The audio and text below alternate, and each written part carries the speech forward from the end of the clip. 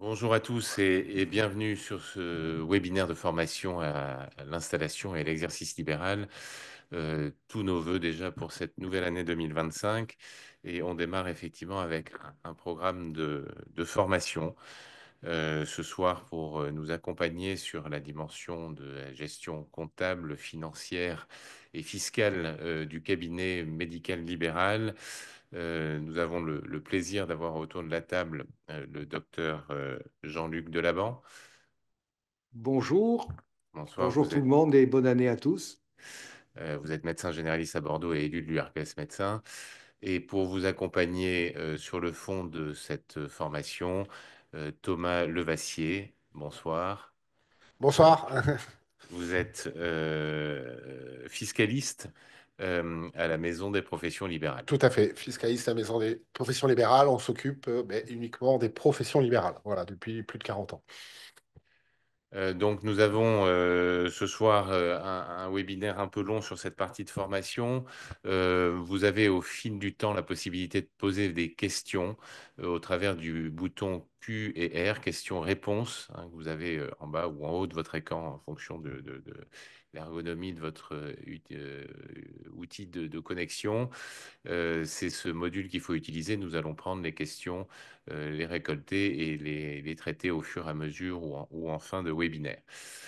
Pourquoi ce webinaire? Déjà, un petit rappel sur l'URPS Médecins Libéraux, hein. C'est la structure qui représente l'ensemble, les 13 000 médecins libéraux de la région, 13 000 médecins qui ont un exercice libéral total ou partiel, qui peuvent être en exercice mixte aussi, pour évoquer avec les différentes instances officielles, agences régionales de santé, assurance maladie et autres acteurs, centres hospitaliers, etc., représenter la médecine libérale, participer au sujet d'organisation de l'offre de soins, que sur l'ensemble des sujets, accès aux soins, prévention, promotion de la santé, e-santé, et surtout vous accompagner aussi au quotidien dans l'évolution des pratiques et des organisations pendant un système qui évolue régulièrement. Euh, pour faire face à ça, ben, la volonté des élus de l'URPS médecins a été de répondre à une préoccupation que vous aviez en nombre. Nous vous avions fait un sondage il y a une petite année de ça sur les besoins d'appui, de formation, de montée en compétences sur les différents sujets du quotidien de l'exercice libéral, notamment les jeunes, hein. Le sondage avait fait ressortir un taux de demande très très élevée auprès des internes et des jeunes médecins en exercice.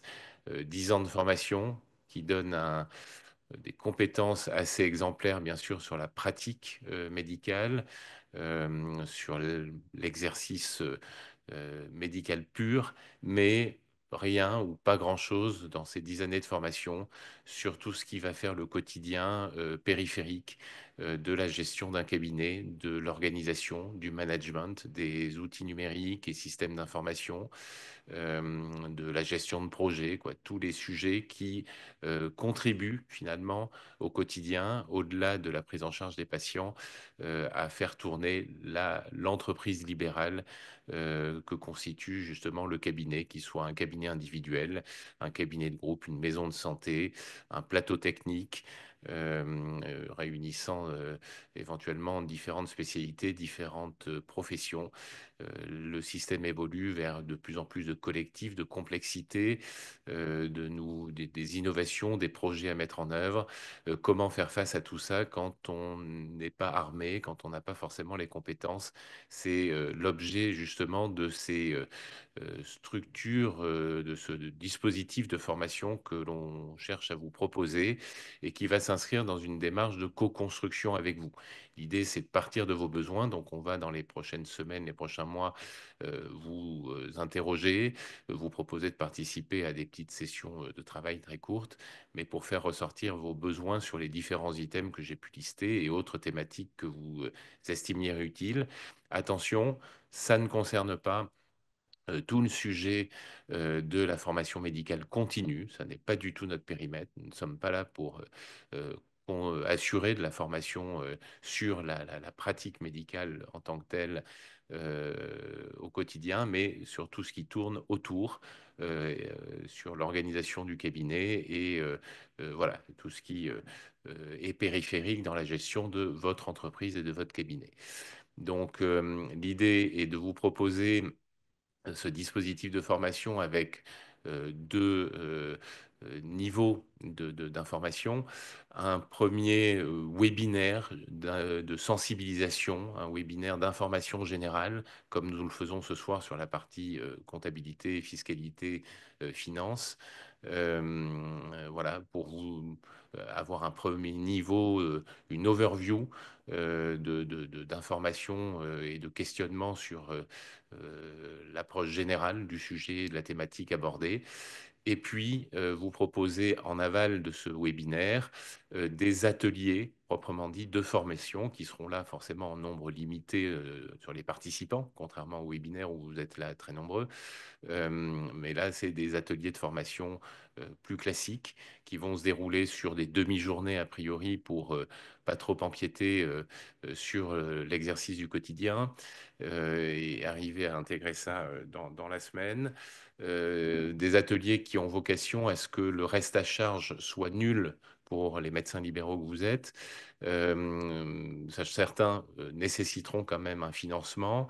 Typiquement, les ateliers que nous proposerons en aval sur la partie gestion comptable et fiscale seront payants, mais remboursés, pris en charge intégralement par ce qu'on appelle les OPCO, les organismes collecteurs des fonds de formation. Voilà. Pour les internes qui ne bénéficient pas des OPCO, ces ateliers de formation seront intégralement gratuits et pris en charge par les partenaires qui co-organisent cette formation, à savoir l'URPS médecin et la Maison des professions libérales, en l'occurrence pour cette première thématique. Voilà sur ces informations introductives. On reviendra bien évidemment sur tous ces sujets ultérieurement.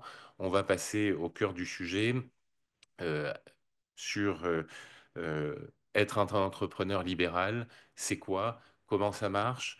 Je vais passer la parole à Thomas Levancier et qui va voilà, vous basculer sur un mode de présentation plus classique PowerPoint. Juste le temps que la technique s'active. Donc Thomas, si vous voulez nous dire juste deux mots de vous et de votre intervention au sein de la Maison des professions Oui, libérales. tout à fait. Donc voilà, moi je vais intervenir, je vais vous faire une présentation assez sommaire hein, de l'installation d'entreprises individuelles. Donc on verra les grands axes, hein. On ne va pas approfondir, hein, c'est juste pour avoir une petite vue. Après, on approfondira pour ceux qui participeront à la formation qu'on a prévue au mois de mars avec beaucoup plus de détails. Voilà.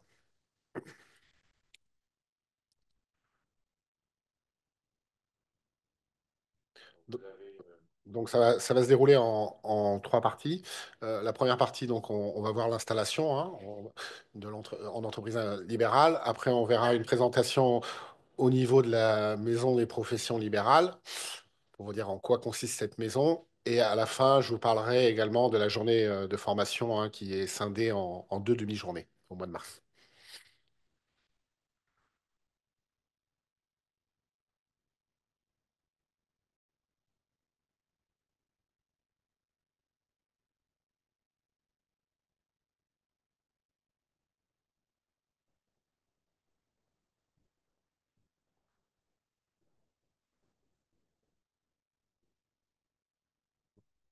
Donc, on va commencer par voir ce qu'est une profession libérale, hein, parce qu'on se rend compte que beaucoup de nos adhérents, des personnes qui viennent à la Maison des professions libérales, ne savent pas forcément qu'est une profession libérale. Après, on verra les formalités d'installation, le statut juridique, et on finira du coup sur le statut fiscal et la comptabilité. Voilà.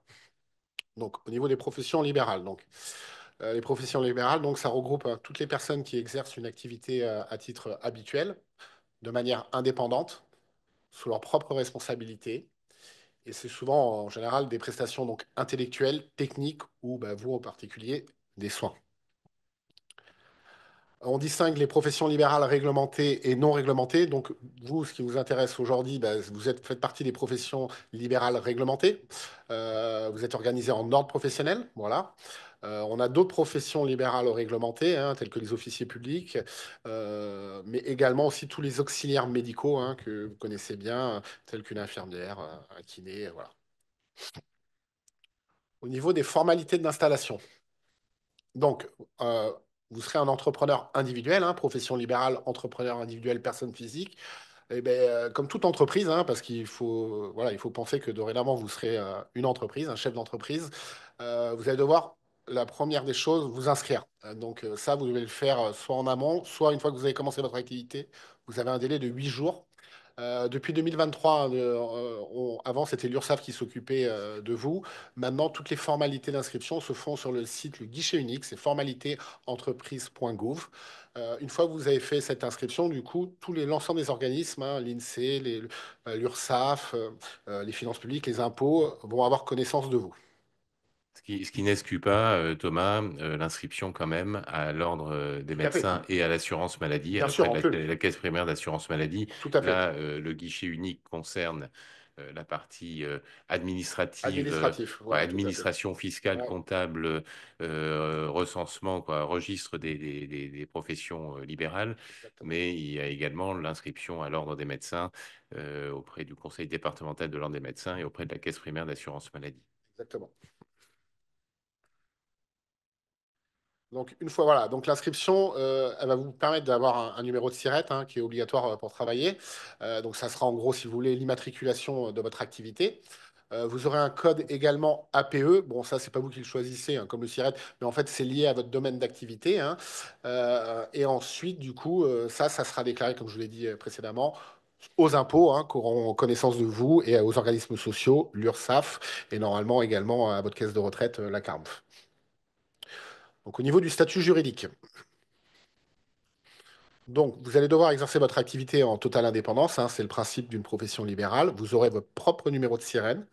Donc, vous travaillez sans lien de subordination, hein, sinon c'est que ben, vous êtes salarié, hein. Et vous devez respecter l'ensemble des réglementations qui sont liées donc, à votre activité, ben, notamment les recommandations de l'ordre. Alors, on a une petite nouveauté depuis 2022, qui est quand même une petite, une grande nouveauté dans le droit français. Avant, en fait, si vous voulez, moi, quand j'ai fait mes études de droit, le grand principe qu'on apprenait, c'était l'unicité du patrimoine. C'est-à-dire qu'en tant que personne physique, on a un seul patrimoine. On avait un mélange des patrimoines professionnels et perso, différemment de ce qui se faisait en Allemagne, au Canada, où eux, ils avaient la possibilité d'avoir des patrimoines séparés. Bon, c'était le principe du droit français, c'était comme ça. Donc, en gros, on pouvait engager l'ensemble de son patrimoine pour des dettes professionnelles. Donc, depuis le 15 022, on a créé donc une séparation du patrimoine qui est automatique. Vous n'avez rien à faire, donc c'est une protection en plus pour vous. Dorénavant, vous aurez un patrimoine professionnel et un patrimoine personnel. Et donc, si jamais vous avez des créanciers, ils ne pourront pas aller piocher dans votre patrimoine personnel. Donc, c'est une grande avancée, voilà, en termes de protection. C'est assez essentiel parce qu'effectivement, Bien auparavant, sûr. l'entreprise libérale, commerciale, il fallait créer une société pour distinguer le patrimoine. Exactement, ouais, Là, effectivement, depuis cette date, le fait d'avoir une activité fait qu'on sépare bien les patrimoines, donc on sépare les risques, ça qui est important. très Il faut important. quand même bien distinguer les comptes bancaires. Oui, tout à fait. Ouais. On a un propre compte professionnel et un compte perso, tout à fait. Au niveau des modes d'exercice de la profession, bon, vous les connaissez, hein. Bon, le salariat, ça ne nous intéresse pas aujourd'hui. Nous, ce qui nous intéresse pour les professions libérales, c'est surtout donc le remplacement. Alors, la convention d'exercice conjoint, bon, ça se fait encore, mais ça se perd. L'installation seule, donc voilà, hein, vous créez votre cabinet. Après, il y a également l'exercice en société et aussi le contrat de collaboration. Jean-Luc. Oui, juste un petit mot. Ça ne s'exclut pas, hein. C'est-à-dire que vous pouvez à la fois avoir un statut de salariat dans une activité mixte et un statut de libéral, hein. Il semble que beaucoup de nos jeunes confrères soient intéressés un peu par une activité un peu mixte comme ça, hein. Mais il faut bien savoir que ça obligera à exister dans deux systèmes et deux statuts différents, avec deux comptabilités et deux déclarations différentes. Tout à fait. Surtout en début d'activité, c'est vrai que c'est pas mal d'avoir voilà, une double activité. On en a beaucoup hein, qui font à la fois effectivement du salariat et qui se consacrent 2, 3 jours en libéral. Voilà. De toute manière, les jeunes, vous connaissez ça, puisque Oui, il y a la période où vous êtes encore salarié interne et où vous avez démarré des remplacements, et donc vous avez ce statut mixte, pardon, de fait, hein, pendant la période où vous percevez encore des salaires et des revenus d'activité libérale en tant que remplaçant. donc au niveau du statut fiscal et au niveau de la comptabilité. Donc en France, hein, on marche en termes de catégorie de revenus hein, par foyer. Hein. Donc soit si on est seul ou soit si on est avec quelqu'un, on parle de foyer fiscal. On va devoir déclarer chaque année l'ensemble des revenus qu'on a perçus. Donc, on peut avoir différentes catégories de revenus, hein. Les revenus fonciers, de la location, revenus salariés, hein, ben, quand vous êtes un interne, hein, vous travaillez à l'hôpital ou salarié à l'hôpital. Mais nous, ce qui nous intéresse pour les libéraux, hein, vous, les médecins, on parle de catégorie de revenus non commerciaux. On dit également BNC, bénéfices non commerciaux, vous l'entendrez souvent. C'est votre catégorie, hein, différent des commerçants qui, eux, sont des revenus commerciaux. Donc, l'ensemble de ces revenus donc, devra être déclaré sur la déclaration unique que vous faites chaque année ou que vous allez faire au niveau des impôts. Ce qu'il faut bien comprendre, c'est que cette déclaration unique, elle va regrouper l'ensemble de déclarations annexes qui proviennent de revenus différents. Donc, vous serez quand par exemple vous avez une activité mixte, sur la 2042, vous serez obligé de rapporter ce qu'il y a sur la 2042 CPRO qui, elle, va détailler vos revenus en tant que libéral. Comme si par exemple vous louez des appartements, vous aurez une déclaration spécifique à faire des revenus immobiliers. Et après, il y a la 2042, elle va colliger toutes les autres déclarations et contenir aussi les salaires. Voilà, et c'est là-dessus que l'administration, du coup, hein, c'est sur le cumul de votre revenu, de vos différents revenus, que votre impôt sera calculé. Vous payerez sur la totalité. Voilà. Au niveau du régime de déclaration, donc quand vous serez en activité libérale, hein, il y a deux possibilités. Donc la première, c'est le régime forfaitaire. On parle également de micro-BNC ou de régime déclaratif spécial. Et vous avez le deuxième régime, on parle de réel ou de déclaration contrôlée. Il y a un troisième régime qui est lié au micro, mais qui ne nous est pas ouvert, c'est les auto-entrepreneurs. Donc on a déjà eu le cas hein, des médecins qui nous ont demandé s'ils pouvaient être auto-entrepreneurs. Vous ne pouvez pas parce que vous avez une propre caisse de retraite, vous êtes réglementé, vous dépendez de la CARMF, donc vous ne pouvez pas être attaché à l'auto-entrepreneur. Donc on va commencer par le micro-BNC. Donc le micro BNC, alors c'est très simple, c'est souvent utilisé quand on commence son activité ou quand on fait des remplacements. En gros, vous allez déclarer directement vos recettes, donc ce que vous avez encaissé, hein. Alors si vous êtes remplaçant, ben, c'est les rétrocessions que vous touchez du titulaire. Et en gros, l'administration, pour déterminer votre revenu, hein, ce que vous avez réellement gagné, elle va vous faire un forfait, un abattement qui représente 34%, c'est-à-dire qu'elle considère que quand vous avez gagné 100 euros, encaissé 100 euros, au final, vous avez gagné que 66 euros. C'est-à-dire que dans les 34 euros qu'elle enlève, c'est bah, pour les charges que vous allez payer, la RCP, les charges sociales, les frais de déplacement, tout ce genre de choses. Voilà, c'est un forfait. Par contre, dans ce système de micro-BNC qui est très simple, on ne peut rien déduire. C'est vraiment un forfait, c'est toujours 34% qui servira du coup pour le calcul de votre impôt, donc 66% de vos recettes, mais également pour le calcul de vos cotisations sociales. Vous allez devoir payer à l'URSSAF et à la CARMF. Ils prendront pareil, ils prendront vos recettes moins 34%. Pour le reprendre un peu Ouais. plus dans le détail, donc s'il faut bien comprendre, hein, c'est vous allez payer des impôts sur ce qu'est votre bénéfice. Alors le bénéfice, c'est quoi? C'est la différence qu'il y a entre le chiffre d'affaires, c'est-à-dire Les recettes. l'argent que vous encaissez, les recettes, Mhm. et les dépenses professionnelles que vous allez avoir. Donc vous avez deux systèmes, hein, le micro-BNC. On doit vous dire dans quelles conditions tout à l'heure il peut ou pas s'appliquer. Ça veut dire que là, vous ne comptez pas vos dépenses, vous appliquez un coefficient, un pourcentage sur vos recettes, et l'administration dit que, en gros, 34% de ce que vous avez gagné, ça constitue des dépenses et vous n'avez pas besoin de calculer vos dépenses. Et donc, vous restez dans l'ignorance de savoir si vous avez fait une bonne affaire ou pas d'opter là-dessus, puisque c'est un chiffre global. Et puis, vous avez la vraie vie, hein, ce qu'on appelle le réel, c'est-à-dire l'autre système, où là, vous calculez vos dépenses. Les recettes, vous êtes obligé de les calculer dans l'un comme dans l'autre, et vous faites la différence entre les dépenses et les recettes.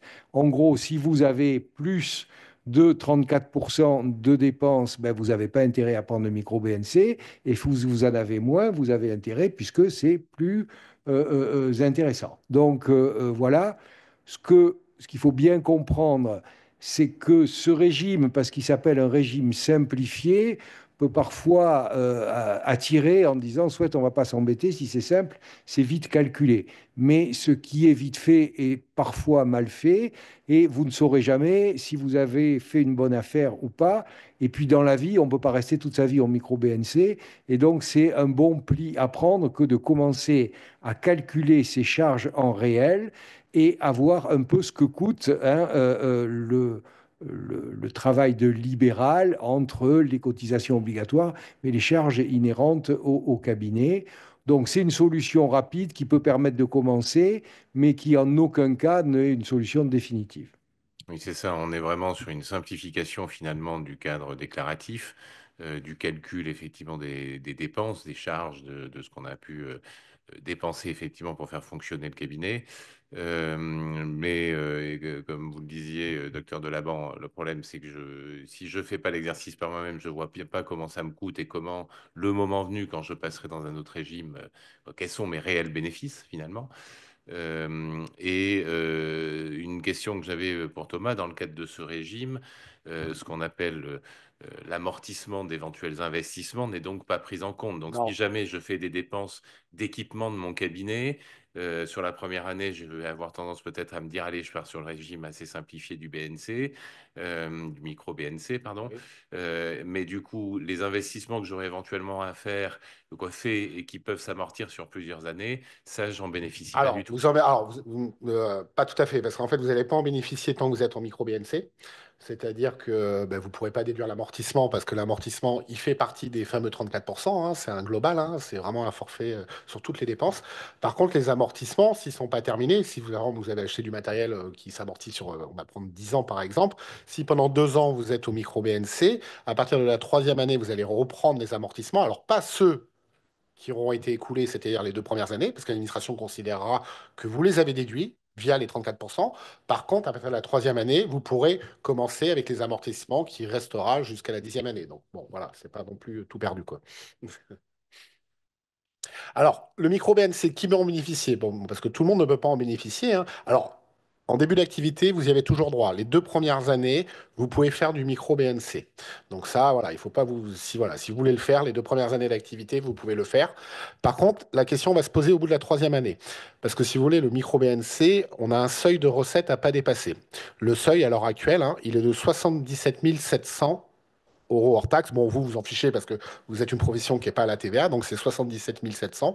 Donc c'est-à-dire que tant que vous avez des encaissements inférieurs à 77 700, vous pouvez bénéficier du micro-BNC.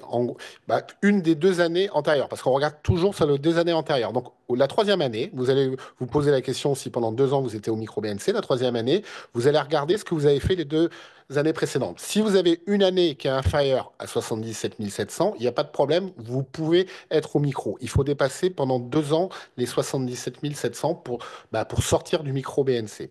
Attention, la première année, si vous commencez par exemple, bon, je vous ai mis un exemple, mais si vous commencez par exemple le 1er décembre, que vous encaissez 10 000 euros, au bout de la troisième année, vous ne pourrez pas dire, bah, la première année, j'ai gagné moins de 77 700, parce que l'administration va ramener ça à une année entière. En gros, elle va prendre les 10 000 euros que vous avez gagnés au mois de décembre, elle va les multiplier par 12, elle va considérer que la première année, vous avez gagné du coup 120 000 euros. Donc, vous dépassez une fois. Par contre, si l'année d'après, vous ne dépassez pas, vous pourrez faire la troisième année le micro-BNC.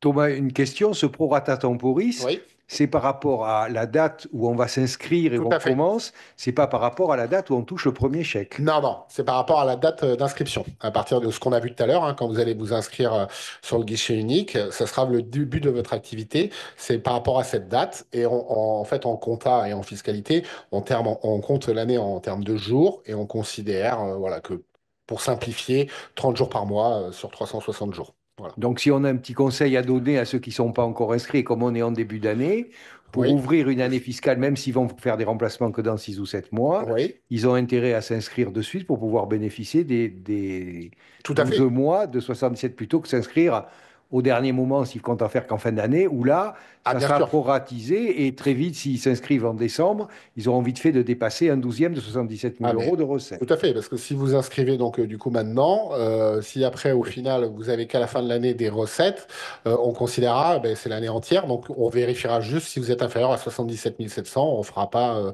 ce prorata temporis. Tout à fait. Au niveau des obligations déclaratives du micro BNC, donc c'est quelque chose de très simple, hein. Vous allez juste devoir indiquer donc l'année d'après, hein, parce qu'on déclare toujours en France nos revenus l'année suivante, hein. Donc par exemple pour 2025, ben, ces revenus seront déclarés en 2026. Donc quand vous ferez votre déclaration d'impôt, hein, si par exemple vous avez des salaires de l'hôpital qui seront déjà pré-remplis, vous allez déclarer sur la 2042 CPRO, c'est une annexe qui est pour les travailleurs non salariés. Vous aurez une case spécifique où vous allez mettre du coup les recettes que vous avez encaissées tout au long de l'année 2025. Pour renoncer au micro, vous avez deux possibilités. Soit, c'est parce que c'est possible, hein, on peut renoncer au micro, parce que je vous ai dit que de plein droit, vous êtes les 2 premières années au micro. Mais si vous voulez pas, vous pouvez commencer directement au réel. Donc, bah, pour ça, il suffit bah, soit de déposer une déclaration contrôlée hein, avant le délai légal, hein. Donc, le délai légal, en général, c'est le 2 mai de l'année d'après. Donc, c'est-à-dire pour 2025. En gros, il faut déposer une déclaration avant le 2 mai 2026 au réel. L'administration considérera que vous avez renoncé au micro-BNC. Donc ça, c'est le premier cas. Et le deuxième cas, forcément, c'est si vous devez sortir de plein droit parce que vous avez dépassé pendant 2 ans les 77 700 euros de recettes. Ça veut dire que pour les revenus 2024 qui vont être déclarés en 2025, vous avez encore jusqu'au 2 mai pour éventuellement renoncer au micro BNC et la déclaration contrôlée. On vous l'a dit, c'est pas par principe, hein, c'est juste, c'est que si vous avez fait vos calculs, peut-être que c'est plus intéressant pour vous d'être au réel plutôt qu'au micro BNC. Donc c'est un régime qui est très simple, hein. On l'a vu déjà au niveau fiscal. Au niveau comptable, c'est pareil, c'est relativement simple, hein. Vous serez juste tenu de tenir un journal de recettes, hein, parce que les dépenses, on a vu, on ne s'intéresse pas aux dépenses vu que vous avez un forfait. Donc l'administration n'ira pas voir vos dépenses, vu que vous ne les déduisez pas. Donc en gros, il faudra vous indiquer vos recettes, hein, l'identité du patient. Alors ça, c'est une obligation, hein. Alors l'administration est tenue hein, du secret, donc il n'y a aucun problème, mais elle peut vous demander l'identité de chaque patient, la date et la forme de règlement, hein, comment le patient vous a réglé. Bon, si c'est des remplacements, en général, c'est souvent des virements ou des chèques que vous percevez. Voilà, c'est essentiellement ça au niveau des obligations. Donc, nous, voilà, on l'a dit tout à l'heure, hein, pour voir votre situation, on va vous encourager rapidement à tenir quand même une comptabilité, c'est-à-dire également de comptabiliser vos dépenses. Parce qu'il n'y a que comme ça qu'on pourra savoir si le micro est intéressant pour vous ou pas. Parce que si on ne fait pas ça, on sera incapable de vous dire si vous dépassez les 34%. Donc, voilà. Alors là, on a vu le régime micro-BNC, on va passer au deuxième type de régime, mais une question qui est arrivée apparemment, comment on renonce? Docteur Jean-Luc Delaborde, vous avez cherché à l'expliquer, mais apparemment, il faut plus clairement le redire parce que Comment on renonce au micro au BNC? micro-BNC. Ben, en demandant une déclaration 2035, il faut déposer cette demande avant le début mai, en disant, pour faire clair, jusqu'à fin avril de l'année qui suit, hein. C'est-à-dire que, supposons que vous avez fini vos comptes de 2024 et que vous savez, en tout cas, vous avez jusqu'à la fin avril, avec un petit délai quand même, de savoir si oui ou non le micro BNC est intéressant. Et sinon, ben, vous, à l'administration fiscale, vous demandez à déposer une 2035. Voilà. Ouais, au Technique. niveau, voilà, c'est ça. Au niveau des formalités, il n'y a pas besoin de prévenir les impôts, d'envoyer de courrier, hein. C'est vraiment très simple. C'est juste, voilà, comme vous disiez Jean-Luc, c'est juste le dépôt d'une déclaration. C'est-à-dire, j'envoie une déclaration à l'administration la reçoit, elle considère que je suis plus au micro BNC. Alors, en fait, vous trouvez cette déclaration 2035 sur, alors, quand vous remplissez vos impôts, sur le, elle est proposée dans les pièces complémentaires sur Internet. Alors, la 2035, c'est parti. Alors, la 2035, elle se situe au niveau des impôts sur l'espace professionnel pour pouvoir la remplir. Parce que c'est une déclaration professionnelle. À la différence de l'autre déclaration où vous allez reporter le résultat de cette déclaration réelle, hein, ce qu'on va voir maintenant, ça, vous le reportez sur votre déclaration personnelle. Parce que si vous voulez, on distingue au niveau des impôts, les impôts professionnels et les impôts personnels. Voilà. Donc, là, parce qu'on nous pose la question de savoir où on trouve cette 2035. Donc, si vous la voulez dématérialiser, quand vous allez vous avez peut-être l'habitude d'aller sur votre site impôt.gouv sur votre espace.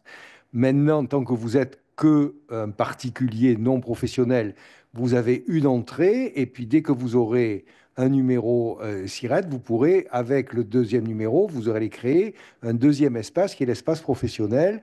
Et c'est là que vous pourrez trouver la 2035. Mais ce qu'on vous conseille quand même au début, c'est de prendre contact avec MPL, RAPL, qui vous aideront et vous donneront aussi des exemplaires pour vous entraîner vierge de 2035 si besoin. Ça se trouve bien. Voilà. Alors, le sujet attise quelques questions, hein. Donc, question complémentaire, c'est bien au moment de la déclaration des impôts que finalement on vient afficher ce renoncement en faisant une 2035, une déclaration 2035. On ne le fait pas avant. Non, Euh, on ne le fait pas avant. C'est vraiment au moment de quand on va déclarer ses revenus, hein, donc en N+1. Hein. Donc, comme je vous disais tout à l'heure, en 2026, on déclarera 2025. C'est à ce moment-là qu'on renoncera au micro en faisant une déclaration. D'autres questions? A priori, non, Non? pas pour l'instant, mais n'hésitez pas à continuer à poser vos questions si vous le souhaitez en utilisant le module Q et R, questions-réponses, sur votre écran. On les prend, comme vous le voyez, au fil de l'eau ou on consolidera ça à la fin si besoin. On poursuit donc après le micro BNC sur le régime réel de la déclaration contrôlée. Voilà, donc voilà, on vient de parler de ça. Donc la déclaration contrôlée. Donc là, on parle de détermination de résultats, hein. On parle de résultats, de revenus, de bénéfices, hein. C'est des synonymes, hein. Donc c'est une détermination réelle. Pourquoi? Parce que du coup, vous allez déclarer du coup vos recettes moins l'ensemble des dépenses. Et c'est ça en fait qui va déterminer votre revenu. Tout à l'heure, on prenait juste les recettes et on enlevait 34%. Que là, vous allez prendre vraiment toutes les dépenses que vous avez réellement payées via votre compte professionnel. Alors, vous avez mis une notion là rapidement. Oui. On est sur cette comptabilité au réel, sur ce qui a réellement été décaissé, hein. On est Tout sur à une fait, comptabilité de de trésorerie, trésorier. c'est-à-dire ce que j'ai réellement encaissé et ce que j'ai réellement payé, c'est-à-dire ce qui est passé en compte bancaire Exactement.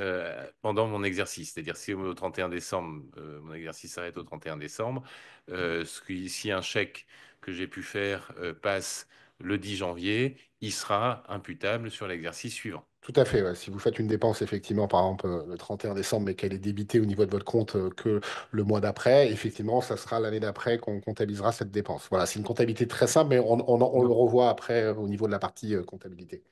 non, non, non, non. Si tu fais une dépense le 15 décembre, Si le chèque est débité que en janvier, tu pourras la déduire qu'en janvier. On est en trésorerie, Jean-Luc.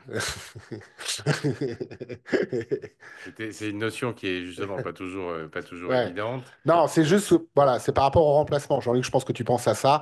C'est quand, parce qu'en fait, si vous voulez, au niveau des encaissements, c'est pas pareil. Là, on parlait d'une dépense. Par contre, quand j'encaisse, normalement, au niveau de l'administration fiscale, surtout en fin d'année, elle considère que si vous recevez une dépense, pardon, une recette en chèque, elle considère que cette recette, vous l'avez quand vous avez le chèque dans vos mains. C'est à ça que tu pensais.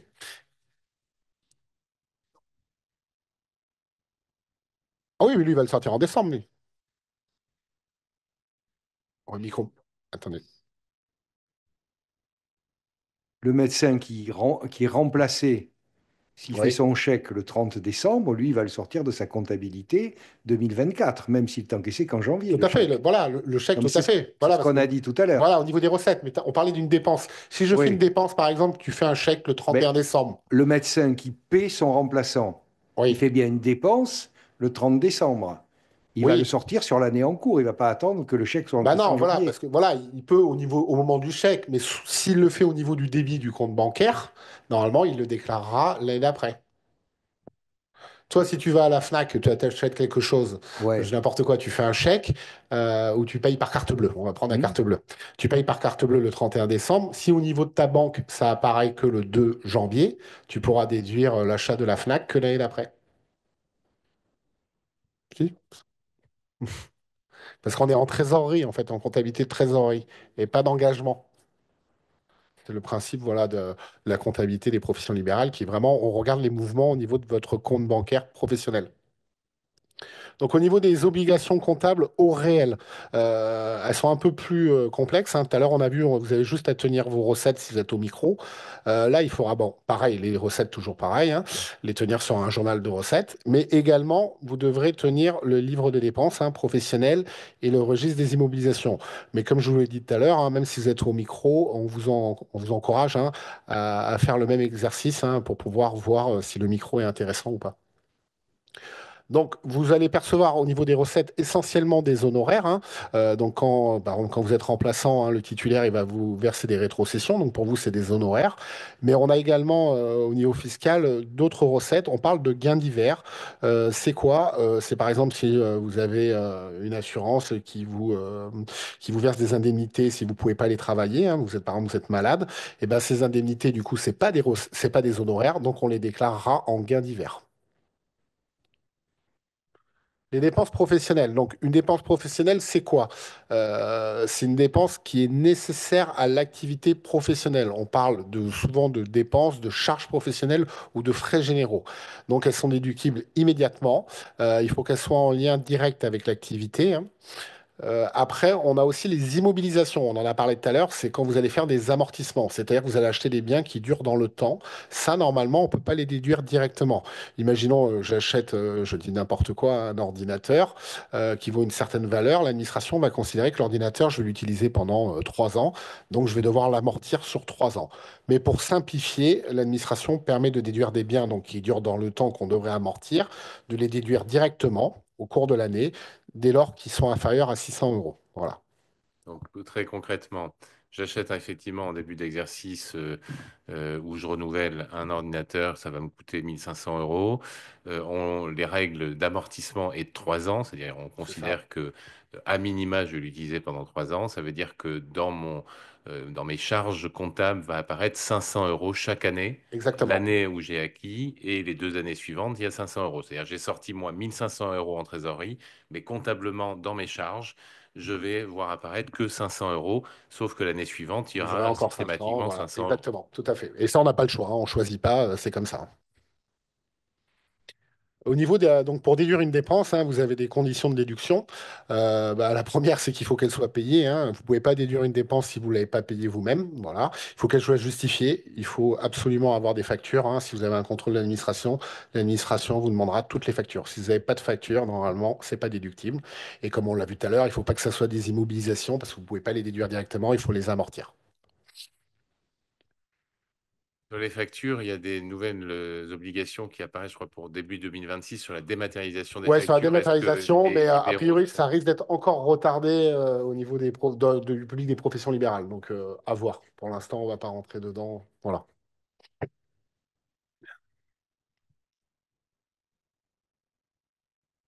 Alors, vous avez des dépenses donc, que vous allez devoir obligatoirement payer. Vous n'avez pas le choix, hein. C'est la CFE notamment. Donc, c'est la contribution foncière des entreprises. Alors, la première année, vous êtes exonéré. Donc, ça peut aussi avoir une incidence quand vous voulez choisir la date d'installation ou début d'activité. Ça peut être dommage de s'inscrire, par exemple, un 31 décembre d'une année pour au final ne pas exercer parce que l'administration considérera que vous avez commencé le 31 décembre. Donc, en gros, cette fameuse taxe, hein, qui est l'ancienne taxe professionnelle, l'administration vous l'exonère la première année. Donc, si vous avez commencé le 31 décembre, elle va considérer que ça fait déjà une année. Donc, ce qui est dommage. Donc, il vaut mieux toujours commencer. Bon, après, on ne choisit pas forcément en début d'année ou en cours d'année parce que la première année, vous n'allez pas payer cette CFE. Après, vous devrez la payer chaque année. Elle est calculée sur la valeur locative, hein, de vos lieux d'activité. Donc, si vous avez un cabinet, ça sera basé sur le lieu de votre cabinet. Et si vous n'avez pas de cabinet, vous faites des remplats, ça sera calculé sur votre domicile. C'est comme ça. Après, vous avez également les charges sociales. Ça, c'est quelque chose qui est obligatoire, hein. Vous allez payer donc de l'URSSAF, notamment via l'URSSAF l'assurance maladie, des maternités, des allocations familiales et également de la CSG.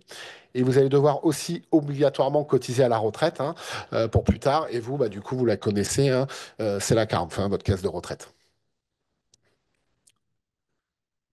Oui, pour une petite question par rapport à ça.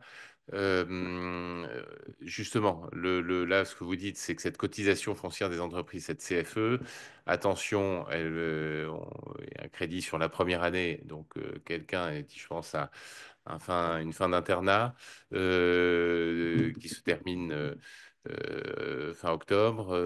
Novembre, j'ai envie de commencer à avoir une activité de remplaçant. Il vaut mieux dans ce cas-là être en régime BNC parce que si je démarre en cours d'année ou en fin d'année, je n'aurai pas cette problématique. Quoi. Je ne crame pas quelque part Voilà, la possibilité d'avoir cette franchise sur la première année. c'est ça, Le jour exactement. où je quitte le BNC, je bascule effectivement sur ce régime au réel. C'est là que je bénéficierai de ma franchise de la première année. Bah, non, c'est pas ça. C'est que, en fait, même si vous êtes au micro BNC, vous la payerez, la CFE. C'est juste qu'en fait, la première année, la première année, vous êtes exonéré. Après, on choisit pas forcément. Si vous avez des remplats à faire à partir du mois de novembre, bon, ben voilà, il faut y aller, hein. C'est juste que l'administration considérera que vous êtes exonéré de CFE la première année, donc de novembre à décembre. Par contre, après, l'année d'après, donc vous la payerez. La différence, si vous êtes au réel, c'est que c'est un impôt professionnel que vous pouvez déduire. Vous pouvez déduire toutes les dépenses qu'au micro BNC, vous ne pouvez pas déduire cette CFE parce qu'elle fait partie des 34%. Mais après, voilà, c'est parce que vous payez de la CFE que c'est pas intéressant d'être au micro BNC. Voilà. Et donc, à la question là, qui est complémentaire qui est arrivée, est-ce qu'en micro-BNC, il n'y a pas de CFE? Si, Si micro en plus BNC, des, voilà, que vous soyez, voilà, dès que vous commencez dès que vous êtes indépendant, vous payez la CFE. En fait, c'est l'ancienne taxe pro que l'administration a supprimée pour l'appeler différemment et l'appeler maintenant la contribution foncière des entreprises. Ouais, ce qu'il faut bien comprendre, c'est que le micro-BNC, il n'y a pas moins de charges que, hein, c'est exactement les mêmes charges, sauf qu'au lieu de les calculer, vous avez un forfait à la louche, hein, qui peut être avantageux ou pas, mais vous ne saurez s'il est avantageux que si vous avez calculé le réel pour voir si la louche vous sert mieux ou moins bien que le réel. Une autre question qui est arrivée tant qu'on était sur le réel, peut-on bien déduire toutes ces charges au réel? Tout à fait. Toutes les charges, voilà, Professionnelles. professionnelles, voilà. Une charge, il faut qu'elle soit en lien direct avec l'activité professionnelle et nécessaire à son activité professionnelle et pour gagner du revenu. Sinon, l'administration considère que c'est une dépense perso. Donc voilà, il faut que ce soit Ouais. strictement professionnel. Un exemple, hein, vous pouvez, par exemple, déduire des chaussures si vous allez au bloc. Vous ne pouvez pas déduire des Louboutins au motif que, comme vous êtes un docteur chic, vous voulez consulter une clientèle de qualité, une patientèle de qualité. Voilà. Ouais. Il faut qu'il y ait, voilà, vous pouvez déduire des blouses, pas des chemises, des cravates ou des chemisiers, hein. Voilà. Voilà, des habits professionnels. Voilà, au niveau de l'habillage, c'est vraiment strictement professionnel. Mais vous pouvez déduire le nettoyage des blouses. Tout à fait. Donc là, on vous a mis les dépenses, en fait, on va dire, qui sont pas obligatoires, hein, parce que celles qu'on a vues avant, vous n'avez pas le choix, la CFE, les charges sociales, vous allez devoir les payer. Ça, ben, vous allez pouvoir les déduire que si vous les payez, hein. Donc, il y a différentes catégories de charges. Lors de la formation au mois de mars, on approfondira tout ça.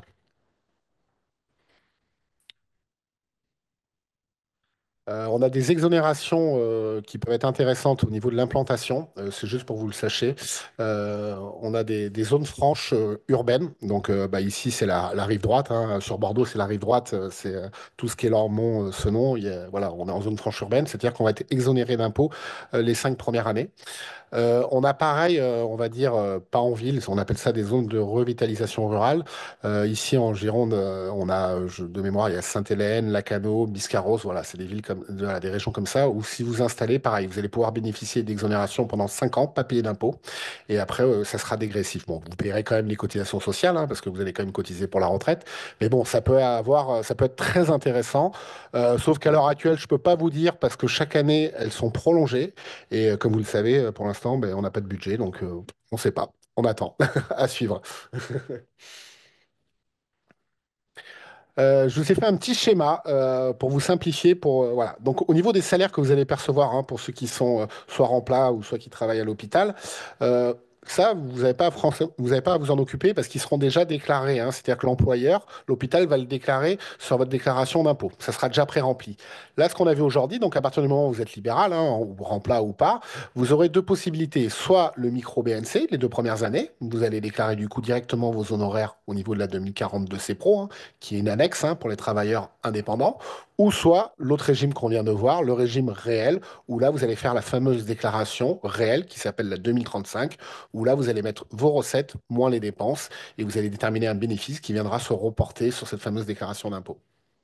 Voilà, le piège, si vous voulez, c'est que sur cette 2042 C Pro, si vous êtes au micro, c'est les honoraires que vous mettez et c'est le fisc qui va lui-même calculer avec le fameux 66% votre bénéfice, alors que si vous êtes dans le réel, c'est bien le bénéfice qui est issu de votre 2035, le bénéfice réel, que vous reportez sur la déclaration.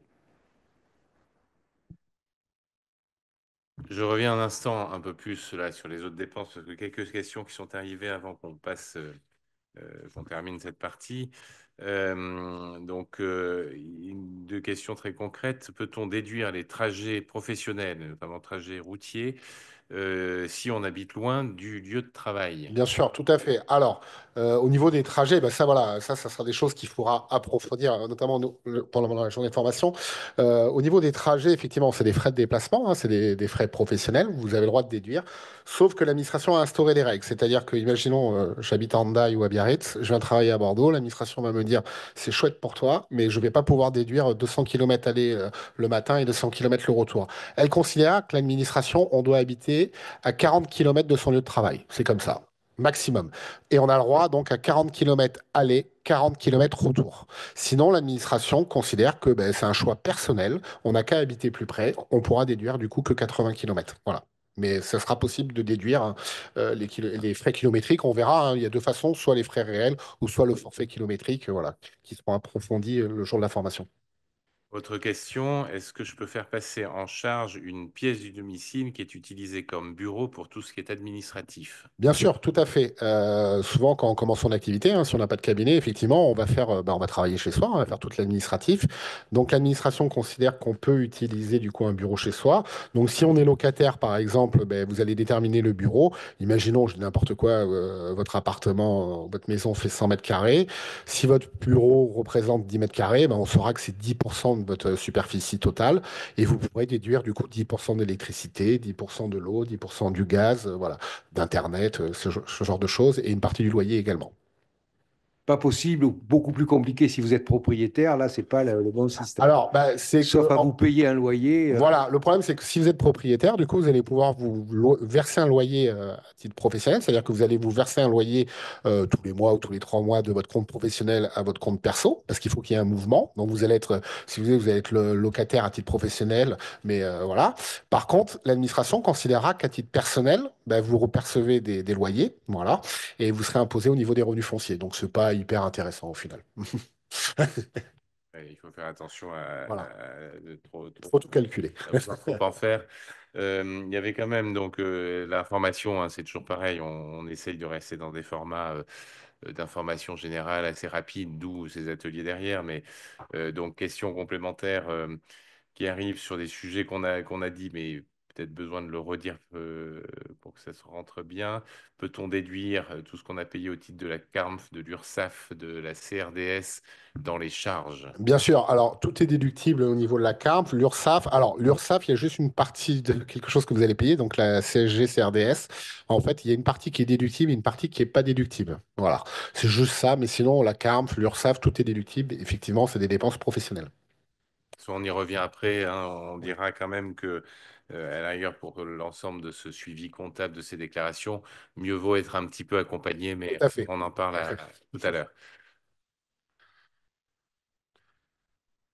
Donc, au niveau des recettes, donc là, c'est pas. Donc, au niveau du formalisme, hein, des mentions obligatoires, vous devez donc, au niveau de votre compta, hein, vous allez devoir mentionner l'identité du patient. C'est pareil que quand en micro, hein, parce qu'on est on tient les recettes, hein, comme on a vu en micro, le montant des honoraires, hein, combien vous avez perçu, et le moyen de règlement, hein, carte bleue, chèque, virement, et la date de paiement. Voilà. Alors, Ça, c'est obligatoire. je me tourne vers vous, docteur Delaban. Là, aujourd'hui, les logiciels de gestion de cabinet et de télétransmission font que toutes ces informations sont déjà tracées, qu'on n'a pas à les reproduire. Voilà, la plupart des logiciels, absolument, vous font en fin de journée ou en fin de mois ou en garde dans leur mémoire. Après, vous l'éditez quand vous voulez. Vous font le nom, la date et le moyen de paiement. Voilà. Et vous font aussi les virements de la sécurité sociale. Alors, pour être un peu plus précis, si vous tenez ça sur un cahier ou sur un truc, autant vous avez l'obligation de mettre Monsieur Dupont, tel jour, 30 euros depuis le 22 décembre. Mais sinon, si par exemple, vous recevez un jour de la sécurité sociale un virement de 180 euros, là, vous mettez 180 euros, virement sécurité sociale. Vous n'êtes pas obligé de repréciser l'identité de tout le lot de gens que vous avez, que la sécurité sociale vous a versé puisque sur votre registre, vous aurez tiers payant, tiers payant, tiers payant. Mais après, vous n'êtes pas obligé de refaire la liaison, ça serait trop compliqué.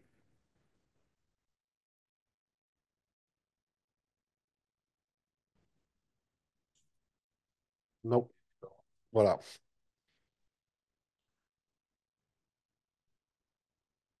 Un petit problème. Donc, au niveau des dépenses, donc ça, voilà, hein, c'est les mentions pareilles obligatoires, hein, ce que vous allez devoir mentionner. Donc, la date de la dépense, pareil, la nature de la dépense, très important. Le moyen et le montant du règlement, hein, comment vous avez payé votre dépense et le nom du fournisseur. Hein. Si par exemple c'est quelque chose que vous avez acheté à la Fnac, hein, vous devrez mettre voilà, la Fnac. Oui, la date de la dépense, mais au niveau de ça, c'est au niveau de la comptabilité. Voilà, après, au niveau des relevés bancaires, c'est en fonction de ça que tu vas te. Oui, oui, mais pour revenir sur le débat qu'on a eu tout à l'heure, hein, c'est bien la date de la dépense. Je reviens parce que c'est une question qu'on fait souvent. Quand vous allez faire un remplacement, hein, des fois, vous faites beaucoup des remplacements en fin d'année, puisque les docteurs partent souvent en vacances. On voit plus, mais ce n'est pas très grave. Et non, bon. Et donc, le médecin que vous remplacez, lui, il va vouloir absolument sortir les sous qu'il vous donne de la comptabilité de. Imaginons que vous ayez fait un remplacement là, les 15 derniers jours de décembre 2024. Il va vouloir, lui, sortir l'argent qu'il vous a donné de sa comptabilité 2024. Et s'il vous fait un chèque le 30 décembre 2024, lui va pouvoir le sortir de sa comptabilité et de Tout ses à fait, au dépenses moment en du chèque. 2024 Tout à au fait. moment où il édite le chèque. Et vous, peut-être que vous n'avez pas intérêt, si vous n'avez pas commencé à faire des remplacements en 2024, de vous inscrire pour ces 15 jours-là. Et vous avez peut-être intérêt à commencer qu'en 2025 votre carrière de médecin libéral remplaçant. Et donc, ben voilà, c'est l'astuce qu'on donnait souvent, hein. C'est-à-dire qu'au lieu que le médecin vous donne le chèque à la main, il le met à la À la poste poste. Ouais. et vous gardez l'enveloppe et vous êtes bien en possession du chèque que le 1er ou le 2 janvier, puisque le facteur passe pas le premier. Et vous pourrez déclarer ça que pour 2025. Et donc tout le monde est content parce que le médecin, il a fait une dépense pour sa comptabilité déductible sur l'exercice 2024 et vous ne touchez vos honoraires que en 2025, ce qui vous permet de commencer votre activité et votre vie fiscale qu'en Tout à fait. 2025. Ouais. Une question là encore très concrète. Pour les Ouais. remplaçants qui perçoivent des rétrocessions, est-ce obligatoire de garder l'identité des patients? Non, pour les remplaçants, non. Non, non. C'est le titulaire qui doit avoir l'identité des patients. C'est lui qui a le fichier. Vous n'avez pas d'obligation. Vous n'avez l'obligation que du don du médecin. Voilà, du nom du patient, du titulaire. Alors après, attention, parce que le médecin, il remplit quand même un papier qui va à l'administration fiscale, donc n'oubliez pas les chèques, parce que ça se voit ça gros Oui, comme sur le nez au milieu de la figure. tout à fait. En fait, quand vous reverserez des honoraires, quand vous aurez des remplaçants plus tard, vous serez obligé de remplir une déclaration qui s'appelle la DAS 2 pour communiquer à l'administration les sommes que vous avez versées à d'autres médecins. Donc l'administration a connaissance en fait de vous. Donc s'il faut pas se dire tiens, je vais oublier de déclarer un petit chèque parce que le médecin qui vous l'a versé, lui, il l'a déclaré. Donc l'administration sait que vous avez perçu cet argent. Voilà. Au niveau de la compta, au niveau des supports, vous avez deux supports de comptabilité, hein. La première, c'est la comptabilité manuelle, hein. On parle de livre-journal, recettes, dépenses, hein. C'est du papier. Ça s'utilise encore, hein, notamment quand on commence son activité. Et sinon, on a des supports informatiques, hein. C'est des logiciels comptables qui sont donc informatisés et qui, dorénavant, sont des véritables robots comptables, c'est-à-dire qui viennent chercher les écritures directement sur votre relevé bancaire. On en propose un, nous, au sein de la Maison des professions libérales. On vous forme dessus. D'ailleurs, Jean-Luc, tu peux nous faire un petit retour dessus parce que tu es passé Voilà, dessus. voilà. Alors, moi qui suis un vieux médecin, hein, donc j'ai fait pendant 25-30 ans ma comptabilité sur les livres, hein. Et puis bah, après, je suis passé à l'informatique et j'ai juste divisé par 10 le temps que je passais, voilà, parce que bah, automatiquement, ça va pomper dans les relevés de banque, voilà, les écritures de caisse, c'est-à-dire, bon, il y a encore quelques patients qui paient en espèces, mais c'est assez rare. Les dépenses qu'on fait en espèces, elles sont rarissimes aussi. Donc, ça fait 99%, on va dire, de la comptabilité, où directement, ça va pomper dans votre compte banque et vous avez plus et encore, ça le fait automatiquement pour tout ce qui est récurrent, je ne sais pas, le loyer, la camp, etc. Là, ça va le ranger directement. Et il n'y a que plus que pour certaines écritures où vous devez choisir dans quelle colonne ça se fait. Mais vraiment, ça se fait en 3 minutes. Ça change la vie, vraiment.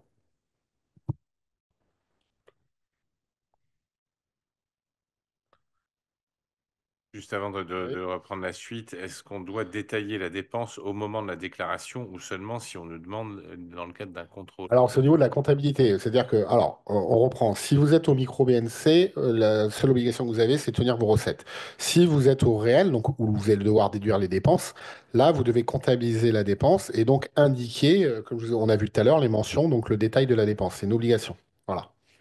Alors, le détail de la dépense, c'est la date, le mode de Oui, règlement, et après l'affilier dans une colonne, c'est-à-dire de savoir si c'est un achat, le paiement de prime d'assurance, le gaz, l'électricité, le loyer, tout à fait. un frais de formation, j'en passe et des meilleurs, hein, voilà. D'autres questions? Une question qui fait la transition avec la partie 2, c'est pour ça que je l'avais gardé un Ouais. tout petit peu. J'ai un projet d'installation pour le dernier trimestre 2025. Qui pourrait m'aider à déterminer quelles sont les modalités, les choix à faire? Bah, notamment nous, à la Maison des professions libérales, voilà, hein, on s'occupe de ça tous les jours. On s'occupe, on a nos adhérents, hein, qui sont des médecins comme vous. On a des avocats, des architectes, on a un peu de tout. Donc voilà, bah, ça va être l'objet de notre partie. Je vais vous présenter la Maison des professions libérales. Donc nous, on est une structure en fait régionale, hein, qui est au service des indépendants, hein, donc des libéraux. À savoir, il y a des petits chiffres en France, hein, il y a 1,7 million d'indépendants. Ça ne fait que croître, hein. On a de plus en plus d'indépendants. Rien qu'en Nouvelle-Aquitaine, on a 120 000 indépendants, ce qui est quand même assez important. On est la cinquième région de France. Et nous, donc, au sein de notre structure, la Maison des professions libérales, on accompagne 8 000 indépendants. Donc, on va voir les services qu'on peut vous proposer à la Maison des professions libérales, hein. Donc, on a différents types de services. Donc, on a le conseil, hein. Moi, j'interviens beaucoup sur du conseil fiscal au niveau de la compta. Moi, je m'occupe beaucoup aussi parce que voilà, on a aussi des cabinets comptables, hein, qui ont des personnes qui sont chez nous parce que vous pouvez très bien avoir un expert comptable ou faire votre comptabilité tout seul. Mais on a pas mal d'experts comptables, mais moi qui m'interroge sur des questions fiscales. Donc, moi, je suis leur référent. On fait également de l'accompagnement tout au long de votre activité, hein, au niveau des questions fiscales, sociales, voilà, hein, comptables. On propose des outils, notamment, on l'a vu, hein, l'outil de comptabilité, hein, qui est un logiciel, Lara, qu'on a mis en place depuis 2 3 ans, qui marche très bien. On est également aussi un organisme de formation. On a été certifié Calliope, hein. Donc on fait des formations. Alors on va pas vous apprendre votre métier, hein, bien évidemment. On fait des formations transversales, on va dire, hein, sur la fiscale, la compta, les sites internet, plein de petits trucs. Alors, qui peut rentrer chez nous, on va dire, à la Maison des professions libérales, hein. Donc, on a beaucoup de porteurs de projets, des personnes qui veulent monter un business. Bon, c'est pas vous, et vous, c'est pas tout à fait ça. On a les micro-entreprises, donc ça, on l'a vu, ça peut être vous, les entreprises individuelles, bah, vous également, hein, on en a beaucoup, hein. On a également des associés, des sociétés, hein, qui sont chez nous. Alors, les sociétés, ça, on le verra, on pourra le voir pendant la journée de formation. On peut être soit tout seul, hein, une société unipersonnelle, ou soit avec plusieurs associés. Et on a aussi des professionnels libéraux qui ont fait une option à l'IS qui n'était pas possible jusqu'à 2 ans avant. Maintenant, c'est possible. Bon, voilà, mais on ne va pas rentrer dans les détails. Voilà. On a quand même pas mal de personnes et différents profils. Donc voilà. Donc la maison des professions libérales, hein, on est situé au niveau de la barrière judaïque, hein, à Bordeaux, hein, sur les boulevards. Vous pouvez pas la louper, hein, c'est écrit en gros Maison des professions libérales. En fait, historiquement, nous, en fait, c'est une entité qui regroupe dorénavant deux structures. Donc, l'ARAPL, donc moi, à la base, ça fait 13 ans que je suis à l'ARAPL, hein. Donc, voilà, on est très connu en Nouvelle-Aquitaine parce que voilà, on est vraiment des spécialistes de la fiscalité des libéraux, hein. On fait que ça, donc forcément, on voit pas mal de choses. Et on a également, au sein de la Maison des professions libérales, l'autre structure de formation qui est l'ORIF-PL. Donc oui, on est des associations à but non lucratif, hein, on n'est pas des commerçants. Et on est agréé par l'État, ce qui est important. L'administration nous donne un agrément. On a différents pactes. On a un pacte de 5 jours de création pour ceux qui s'installent. C'est-à-dire que pendant 5 jours, ils vont faire une formation qui sera prise en charge, hein, par les OPCO. Bon, vous, il y a sur ce pacte, il y a des choses qui vous intéressent pas parce que l'étude de marché, bah, vous n'avez pas besoin de faire d'études de marché, hein, vu votre activité. Mais vous, ce qui peut vous intéresser, donc c'est la formation qu'on verra au mois de mars, c'est l'installation entrepreneur individuel, hein. Et on a aussi une journée de formation sur la compta, toute la journée, voilà, sur les principes de la compta, quoi. C'est ça, là, vous affichez un peu ce que vous faites pour Voilà, tout à l'ensemble fait. des Voilà. professions. Et Exactement. effectivement, dans le cadre de ce qu'on a monté ensemble, c'est des formations donc qu'on propose au mois de mars. On voit ça dans un instant, sachant que vous avez quand même un certain nombre de services à la carte Exactement. On qui peut aider peuvent. pour l'immatriculation le jour où vous voulez vous. Parce que c'est pas forcément hyper évident de s'inscrire au niveau de l'INPI. Donc on peut vous accompagner. On fait aussi des rendez-vous personnalisés, hein, pour faire un état des lieux. Si la personne veut savoir ben, quel statut choisir. Bon, voilà. Donc ça, c'est voilà, ça c'est les services qu'on propose, hein. Donc vous serez plus dans la colonne de gauche, hein, entreprise individuelle, c'est ce qui vous concerne. Donc une fois que vous êtes adhérent à la rappel, on a deux cotisations. On a une cotisation micro BNC pour ceux qui sont au micro, hein, parce qu'on leur fait un plus petit prix, parce qu'ils feront pas la déclaration 2035. Et on a ceux qui sont au réel, donc ce qu'on a vu, hein, la 2035, ceux qui vont faire déclarer leurs recettes moins leurs dépenses, hein. Bien sûr, hein, quand vous êtes adhérent chez nous, ben, vous allez la faire avec nous, la déclaration. C'est-à-dire que les premières années, c'est moi qui vais vous la faire, quoi. Vous allez venir dans mon bureau et je la ferai pour vous, bien évidemment. Voilà, c'est tous ces services. Et vous voyez, au niveau du prix, on est quand même très, très correct parce qu'on est à 175 euros avec l'ensemble des services que vous voyez. Ce qu'il faut savoir, c'est que quand vous êtes à la RAPL, Maison de profession libérale, c'est surtout un gage de sécurité fiscale. C'est-à-dire que l'administration nous connaît très bien. On va dire que si vous êtes à la RAPL, Maison des professions libérales, vous avez beaucoup moins de chances, bah, beaucoup moins de risques, on va dire, d'avoir un contrôle fiscal, hein. Parce que l'administration sait que bah, déjà vous êtes accompagné et que nous, chaque déclaration qu'on va faire, si vous voulez, on la valide, on envoie un compte rendu à l'administration où on va dire la déclaration est OK ou pas OK. Bon, le but, c'est qu'elle soit toujours OK. Mais on travaille pas pour l'administration, hein. C'est-à-dire que si on voit, par exemple, des choses que vous aurez pu bénéficier, des crédits d'impôt, des exonérations de plus-value, voilà, bah, on va vous le dire, hein, bien évidemment, mais pareil, si on voit que vous avez déduit des choses que vous ne pouvez pas, bah, on vous le dira également. Et ah oui, par contre, il y a une petite nouveauté. À partir de mars 2025, on a mis ça en place. Vous pourrez bénéficier du coup, quand vous serez adhérent à la rappel, d'un comité d'entreprise. Parce qu'en ça, on a eu beaucoup de demandes, parce que les libéraux bah, n'ont pas forcément de comité d'entreprise. Et du coup, bah, grâce à nous, vous aurez accès à un comité d'entreprise et une centrale d'achat. Voilà, donc ça peut être pas mal du tout. Voilà, donc là, on revoit donc, des outils, hein, pour votre gestion de votre entreprise, hein. Donc, vous avez le logiciel comptable, hein, que Jean-Luc utilise, hein. On propose aussi des examens, hein, bah, qui sont prévus par l'administration, notamment l'examen de conformité fiscale, c'est pour renforcer la sécurité. On a un label, mais ça vous concerne pas parce que vous pouvez pas, c'est pour les auto-entrepreneurs, le guichet unique, et on fait également de la location de salles, parce qu'on a on a des grands bureaux et on a des salles disponibles, qu'on met à disposition du coup, de nos adhérents, pour leur rendez-vous, professionnel. Voilà, ça c'est l'exemple de formation qu'on propose, hein. On en a beaucoup d'autres, hein, mais voilà. Voilà. Aussi, c'est quand même un réseau. Le fait que vous êtes à la RAPL, ben, vous, voilà, vous serez avec d'autres indépendants. Donc, c'est vrai que les gens aiment bien ça. C'est un réseau professionnel. Nous, on est là pour vous accompagner. On fait pas mal d'événements où vous serez invités, bien évidemment. Nous, on intervient dans toute la Nouvelle-Aquitaine, hein, donc la nouvelle région qu'on a dorénavant. Et on fait des permanences dans différentes villes, notamment, par exemple, à Bayonne, Angoulême. Voilà. On va là-bas. Donc, moi, par exemple, je vais à Bayonne. Là, je vais y aller en février, en mars, en avril. Et je reçois des gens qui sont adhérents, qui prennent rendez-vous avec moi, hein, tout ça est compris dans la cotisation. Et pendant une heure et demie, ben, je vais, voir leur situation, faire leur déclaration fiscale, ce genre de choses.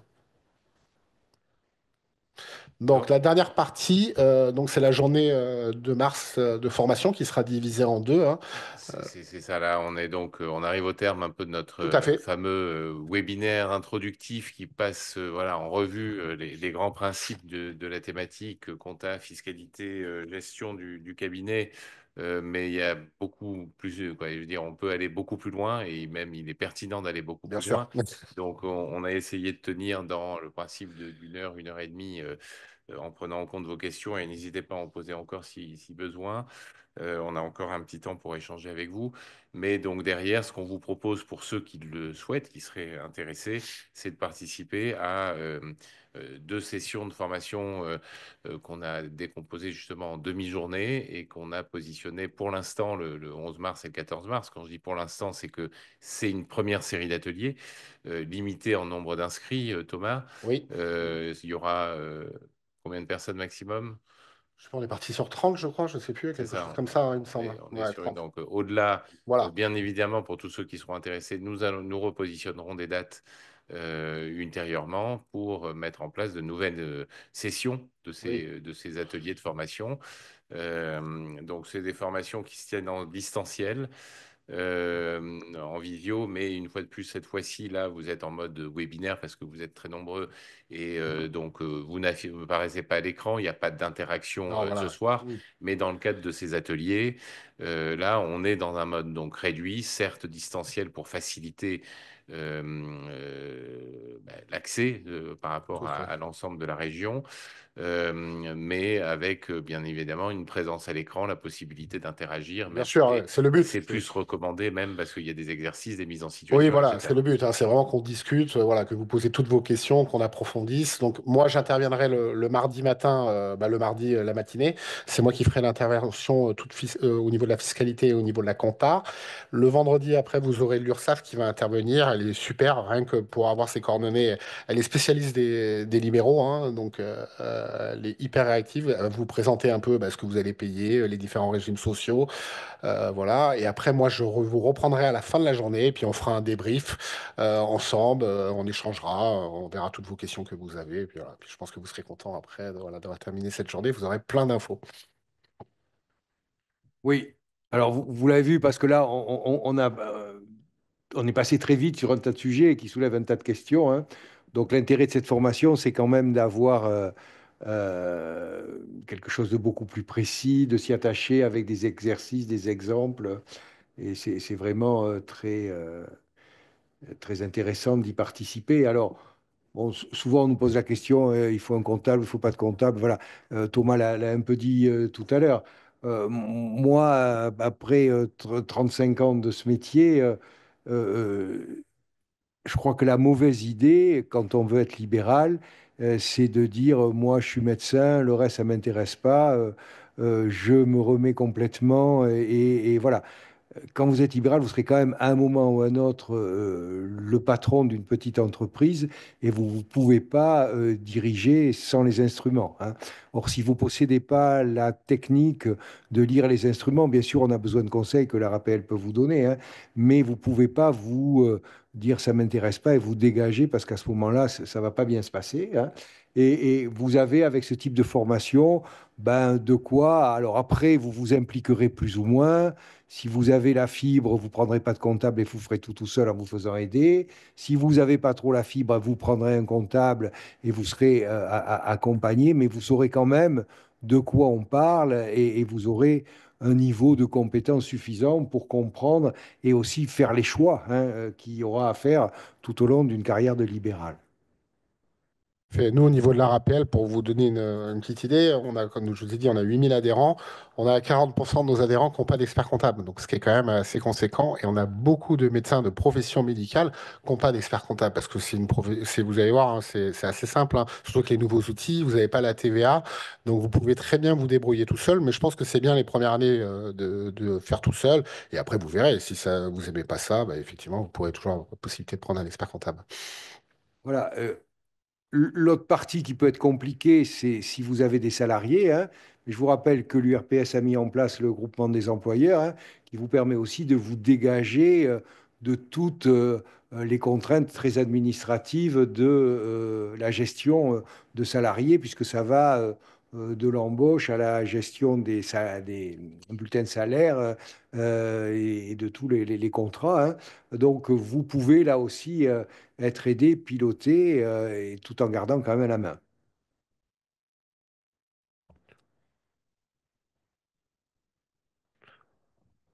Le support, de toute Donc, façon, oui, ils le le, recevront. le support, Du je webinaire. pense que du webinaire, il est Oui. accessible. Le support du webinaire sera accessible, bien évidemment, avec le replay. Euh, oui, oui, à l'ensemble, il pourra être envoyé à l'ensemble des participants et accessible avec les documents du replay, comme d'habitude, qui vont être mis à disposition. Parce qu'il y aura mes coordonnées à la fin du support, hein. Si vous avez des questions, notamment par l'information ou par rapport à ce qu'on a vu aujourd'hui, n'hésitez pas à m'appeler, hein, bien évidemment.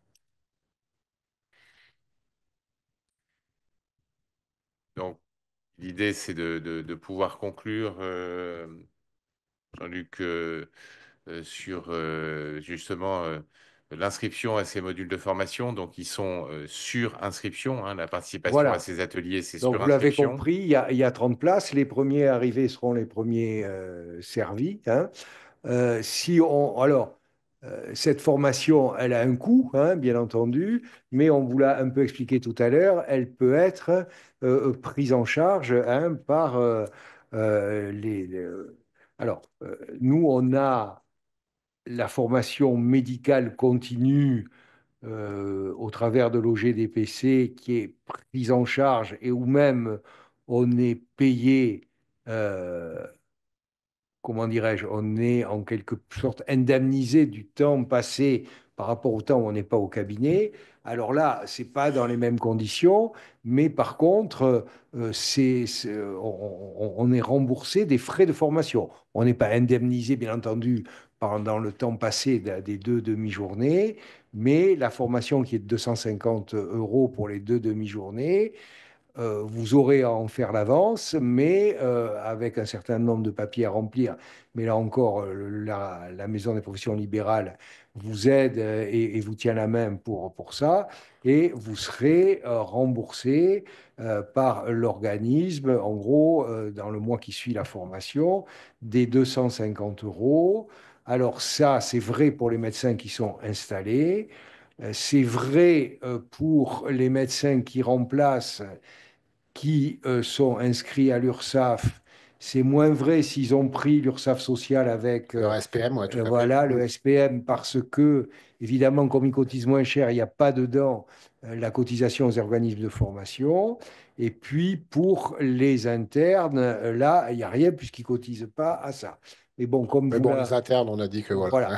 Alors, pour les internes, je pense que nos structures, hein, voilà, pour leur donner bien le goût de rentrer dans le monde libéral feront l'effort de prendre en charge leur formation.